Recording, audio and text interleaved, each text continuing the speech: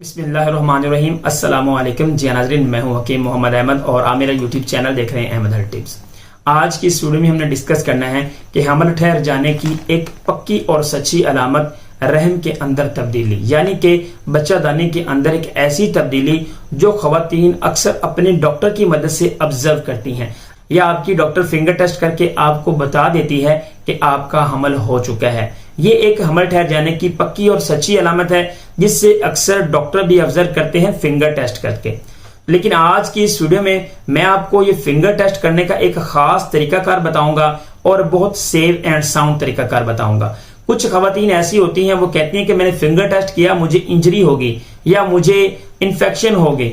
तो ये जो इन्फेक्शन होती है वो आपको क्यों होती है ये भी मैं इस वीडियो में बताऊंगा, और हमल ठहर जाने की एक पक्की और सच्ची अलामत रहम के अंदर तब्दीली क्यों है ये भी डिटेल के साथ समझाऊंगा। इसको हम दो पार्ट्स के अंदर डिवाइड कर लेंगे। एक तो ये कि आपने इस तब्दीली को, रहम की तब्दीली को कैसे ऑब्जर्व करना है, कैसे चेक करना है कि आपका हमल ठहर चुका है। दूसरा ये है कि अगर आप इस तरीकाकार को इख्तियार नहीं करना चाहते तो आपको यूपीटी कब करना चाहिए, यानी कि यूपीटी यूरिन प्रेगनेंसी टेस्ट आपको कब करना चाहिए। आज की इस वीडियो में हम दो पार्ट्स को प्रॉपर्ली डिस्कस करेंगे। अगर आप भी प्रेगनेंसी कंसीव करना चाहते हो तो इस चैनल को लाजमी से सब्सक्राइब कर लो, हो सकता है कोई ऐसी वीडियो आपके काम आ जाए और आप भी प्रेगनेंसी को कंसीव कर लें। जब औरत का हमल ठहर जाता है तो उसके बाद रहम के अंदर तब्दीली आती है। जो यूट्रस का माउथ होता है, यूट्रस की जो गर्दन जिसको हम सर्विक बोलते हैं, वो उसकी जो शक्ति होती है वो कम हो जाती है। इसका मुंह जो होता है वो नरम हो जाता है। तो नरम होने के बाद इसके अंदर से रतूबत भी रिश्ती रहती है, जिसको आपने अक्सर ऑब्जर्व किया होगा, बिल्कुल शफाफ पानी जैसा आपने ये रतूबत को महसूस किया होगा। तो उसके बाद बच्चेदानी का जो मुंह होता है वो क्लोज हो जाता है, लेकिन ये नरम रहता है। आपने इसको किस तरीके से चेक करना है कि आपकी जो बच्चेदानी का मुंह है यानी कि सर्विक है वो नरम है या आपकी नाक की जो टिप है इसकी तरह सख्त है। सबसे पहले तो अपने आपने हैंड्स को अच्छे तरीके से वॉश कर लेना है। अगर आपके नाखून बड़े हैं तो नाखून को काट लीजिएगा। अगर आपने सुबह नाखून काटे हैं तो शाम को चेक कीजिएगा, ठीक है। अगर आपने सुबह चेक किया तो हो सकता है कि जो नाखून हो वो ताजे ताजे कटे हो तो आपको कोई ना कोई इन्फेक्शन हो जाए। ये थोड़ा सा सेंसिटिव सा है लेकिन बहुत अहम है और पक्की निशानी है। मोस्टली ये डॉक्टर हजरात करते हैं, आपने ये घर पर ही कर लेना है। जब आपने हैंड वॉश कर लेने हैं, नाखून अच्छे तरीके से काट लेने हैं, उसके बाद आपने ये जो मिडल फिंगर है आपने इसको अपनी शर्मगाह के अंदर इंसर्ट करना है। और इंसर्ट करने के बाद अपनी जो सर्विक का मुंह है उसको चेक करना है कि वो वाकई ही बहुत ज्यादा नरम है, जैसे कि आपके लिप्स हैं।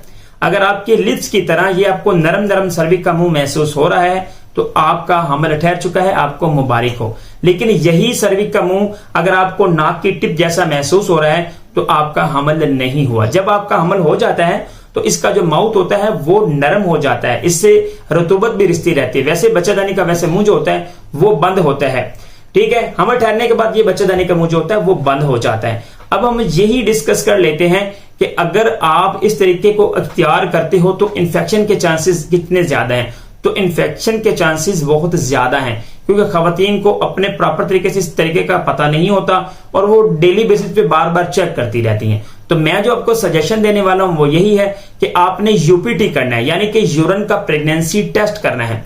इससे आपको फायदा क्या होगा, एक तो आप इन्फेक्शन की तरफ नहीं जाओगे, उसके अलावा बाआसानी अपने घर पर चेक कर सकोगे।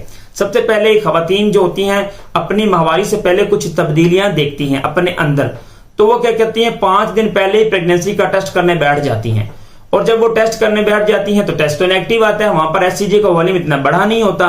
जब एचसीजी का वॉल्यूम बड़ा नहीं होगा तो खवातीन का टेस्ट पॉजिटिव नहीं आएगा, वो कंफ्यूज हो जाती हैं और सर पर जो है इतना बोझ बिठाकर रख लेती हैं। अगर आपकी प्रेगनेंसी हुई भी होगी तो फिर भी आपकी प्रेगनेंसी जाया हो सकती है ज्यादा स्ट्रेस लेने की वजह से, क्योंकि इन हार्मोन्स का ताल्लुक जो कि आपकी प्रेगनेंसी को आगे की तरफ लेकर जाते हैं उनका ताल्लुक दिमाग से होता है। दिमाग के ऊपर ज्यादा बोझ होने की वजह से आपका वो जो टेस्ट होगा नेगेटिव आया हुआ वो प्रॉपर तरीके से भी नेगेटिव हो सकता है। तो किस तरह से चेक करना चाहिए, जब आपकी माहवारी मिस हो जाए, नॉर्मल रहे, उसके 5 दिन बाद आप प्रेगनेंसी स्टिप की मदद से उसको चेक करें। अगर टेस्ट पॉजिटिव हुआ तो 2 लाइन अपेयर हो जाएंगी, अगर टेस्ट नेगेटिव हुआ तो 1 ही लाइन रहेगी। इसमें कंफ्यूजन क्रिएट नहीं होगी। ये नहीं होगा कि शायद मुझे और वेट करना होगा, शायद मैं 5 दिन और वेट कर लूं तो मेरी प्रेगनेंसी ठहर चुकी होगी, मुझे तो कोई टेबलेट्स वगैरह नहीं लेनी चाहिए, गर्म अशिया का इस्तेमाल नहीं करना चाहिए था।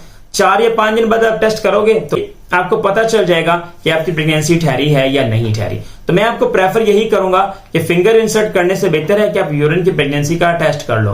तो उम्मीद यही करता हूं कि आप सब खैरियत के साथ होंगे। Thanks for watching Ahmad tips. वस्सलाम।